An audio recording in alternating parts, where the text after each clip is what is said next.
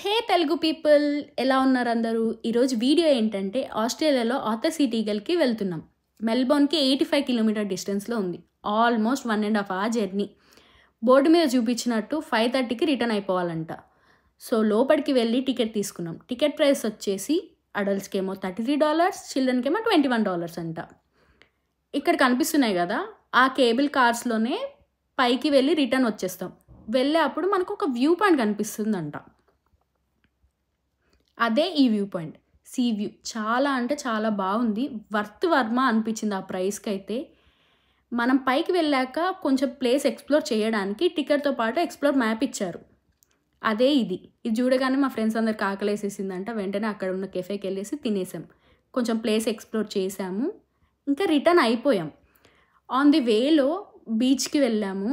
అక్కడ ఆ రోజైతే 35 degrees సెంటిగ్రేడ్స్ ఉంది ఫ్రెండ్స్.